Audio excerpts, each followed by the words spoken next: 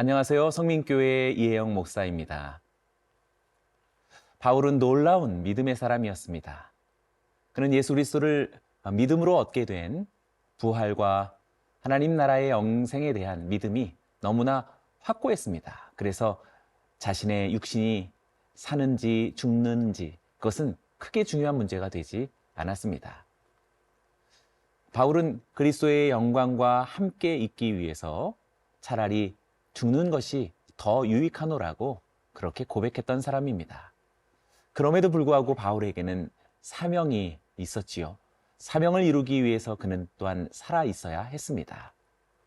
이렇게 삶과 죽음이라는 두 기로 사이에서 바울은 어떤 결정을 갖게 되는 것입니까?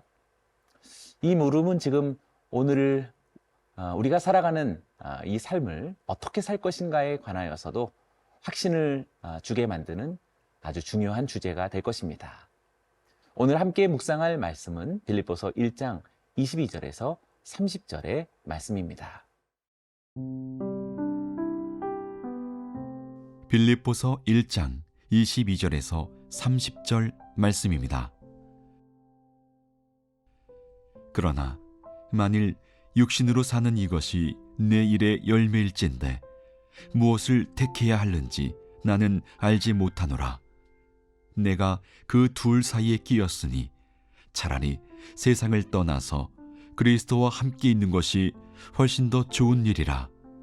그렇게 하고 싶으나 내가 육신으로 있는 것이 너희를 위하여 더 유익하리라. 내가 살 것과 너희 믿음의 진보와 기쁨을 위하여 너희 무리와 함께 거할 이것을 확실히 아노니 내가 다시 너희와 같이 있으므로 그리스도 예수 안에서 너희 자랑이 나로 말미암아 풍성하게 하려 함이라. 오직 너희는 그리스도의 복음에 합당하게 생활하라. 이는 내가 너희에게 가보나 떠나 있으나 너희가 한 마음으로 서서 한 뜻으로 복음의 신앙을 위하여 협력하는 것과 무슨 일에든지 대적하는 자들 때문에 두려워하지 아니하는 이 일을 듣고자 함이라. 이것이 그들에게는 멸망의 증거요 너희에게는 구원의 증거니 이는 하나님께로부터 난 것이라. 그리스도를 위하여 너희에게 은혜를 주신 것은 다만 그를 믿을 뿐 아니라 또한 그를 위하여 고난도 받게 하려 하심이라. 너희에게도 그와 같은 싸움이 있으니 너희가 내 안에서 본 바요 이제도 내 안에서 듣는 바니라. 바울은 예수 그리스도를 만난 이후로는 전적으로 예수 그리스도를 전하는 일에만 그의 삶의 목적이 고정되어 있었습니다.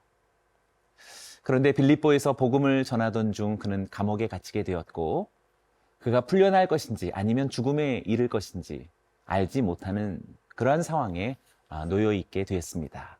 22절과 23절의 말씀입니다. 그러나 만일 육신으로 사는 이것이 그 일의 열매일진데 무엇을 택해야 할는지 나는 알지 못하노라. 내가 그 둘 사이에 끼었으니 차라리 세상을 떠나서 그리스도와 함께 있는 것이 훨씬 더 좋은 일이라. 그렇게 하고 싶으나. 바울이 노임을 받을지 아니면 죽음에 이르게 될지 알지 못하는 그때 바울의 진심 어린 소망은 정말 놀랍게도 차라리 세상을 떠나 그리스도와 함께 거하는 것이라고 밝히고 있습니다. 그러나 또한 그럼에도 불구하고 그는 살아 있어야 할 필요를 알려주고 있습니다. 그것은 자기 자신의 목숨을 위해서 살아 있어야 함이 아니라 자신에게 주어진 사명을 위해서 살아 있을 필요를 우리에게 전해주고 있습니다. 복음을 전하기 위해 계속 살아야 한다라는 그러한 의미가 됩니다. 바울은 이와 같이 삶에서도 그리고 죽음에서도 큰 소망을 가지고 있었음을 보게 됩니다. 그렇다면 이 두 사이에서 바울은 어떤 결정을 내리게 되는 것일까요? 24절입니다. 내가 육신으로 있는 것이 너희를 위하여 더 유익하리라. 또 26절을 또 보시지요. 내가 다시 너희와 같이 있으므로 그리스도 예수 안에서 너희 자랑이 나로 말미암아 풍성하게 하려 함이라. 바울은 지금 당장이라도 세상을 떠나서 그리스도와 함께 영광에 거하는 것이 자신에게는 훨씬 더 유익한 일이요 좋은 일임을 알았지만, 그러나 교회와 성도를 위해서, 사명을 위해서라면 육신으로 살아있는 것이 유익한 일이다라는 것을 밝히고 있습니다. 때문에 빌립보 교회를 위해서, 그리고 성도들의 풍성한 자랑과 또 기쁨을 위해서 지금 순교의 영광이 아닌 삶의 의지를 붙들고 우리들에게 고백하고 있는 것입니다. 이러한 선택은 바울의 개인적인 자의적인 그런 선택이 아닐 것입니다. 25절을 보십시오. 내가 살 것과 너희 믿음의 진보와 기쁨을 위하여 너희 무리와 함께 거할 이것을 확실히 아노니. 확실히 안다라고 하는 이 표현은 분명히 성령님께서 주신 그러한 확신일 것입니다. 성령님은 바울이 아직 하나님 앞에 영광으로 가는 순교의 죽음이 아닌 성도들과 다시 만나서 함께 거하게 될 것이다라는 것을 알려주셨던 것입니다. 삶과 죽음의 기로에서 진정한 주체는 바로 하나님이십니다. 사느냐 죽느냐 우리들의 육신의 목숨이 주체가 아닙니다. 또한 그것을 인도하시는 이는 성령님이십니다. 죽음 너머로는 그리스도의 영원한 영광이 있고, 삶의 지평에는 믿음의 진보와 기쁨이 있습니다. 우리는 살든지 죽든지 무엇이든지 오직 하나님의 영광과 또 주님께서 우리에게 주신 귀한 사명의 소망을 위해서 살아야 할 것입니다. 저와 여러분들에게 그러한 담대한 선언이 오늘 우리들에게 주어지기를 축원합니다.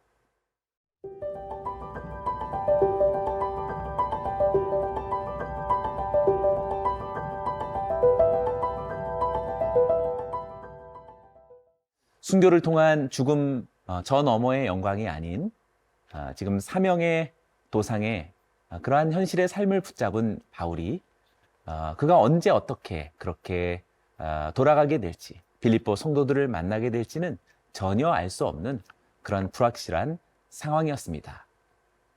그러나 불확실한 상황에 옥에 갇혀 있다 할지라도 그가 풀려나기까지, 그가 빌립보로 돌아가기까지 복음의 사명을 미루어 둘 수는 없었던 것입니다. 그렇게 바울은 지금 이 순간에라도 빌립보 성도들이 그리스도의 복음에 합당한 삶을 살고 있다라는 그러한 소식을 듣고 싶어 했습니다. 우리의 복음이 현재형이 되길 원합니다. 우리가 막연한 미래로 그렇게 놓지 않기를 원합니다. 오늘 성도님들의 삶 속에 복음이 역사하여서 복음에 합당한 증거가 오늘 우리에게 있기를 원합니다. 보십시오. 27절과 28절입니다. 오직 너희는 그리스도의 복음에 합당하게 생활하라. 이는 내가 너희에게 가보나 떠나 있으나 너희가 한 마음으로 서서 한 뜻으로 복음의 신앙을 위하여 협력하는 것과 무슨 일에든지 대적하는 자들 때문에 두려워하지 아니하는 이 일을 듣고자 함이라. 이것이 그들에게는 멸망의 증거요 너희에게는 구원의 증거니 이는 하나님께로부터 난 것이라. 그리스도의 복음에 합당하게 생활하라라고 하는 이 권면은 하나님 나라의 백성다운 삶을 살라라는 그러한 권면입니다. 크게 두 가지로 설명될 수 있는데요. 하나는 공동체의 내적인 의미에서의 합당한 삶이요, 또 하나는 공동체 외적인 세력에 대한 합당한 삶일 것입니다. 첫 번째는 바로 한 마음으로 서서 한 뜻으로 복음의 신앙을 위해 서로 협력하라는 그런 공동체적인 권면이라고 말할 수 있겠습니다. 또 한 가지는 거짓과 박해와 같은 대적자들이 있겠지요. 그들을 결코 두려워하지 말라라는 일종의 영적 전쟁으로서의 담대한 그러한 선포가 되겠습니다. 바울은 지금 이 두 가지가 구원의 증거라고 분명하게 밝히고 있습니다. 오늘 우리 모두가 예수 그리스도를 믿고 구원받았다면 우리 모두는 공동체가 있다는 것과 그들과 함께 한 마음 한 뜻으로 협력해야 된다는 사실을 알게 되고, 또 우리를 주변을 둘러싸고 있는 수많은 대적들에 대하여서 결코 두려워해서 타협하지 말아야 할 것입니다. 우리 모두가 함께 적용되어진 소중한 주제가 됩니다. 복음의 신앙을 위하여서 지금 서로 한 마음으로 협력하고 있습니까? 오늘 우리를 둘러싸고 있는 이 시대의 수많은 어둠의 세력들과 또 어둠의 사조와 문화들 앞에 두려워하여서 뒷걸음질 치고 있습니까? 우리 모두가 지금 믿음으로 담대하게 맞서서 그리스도의 복음에 합당한 자로 살아나가는 우리 사랑하는 동역자들이 되시기를 주의 이름으로 축원합니다.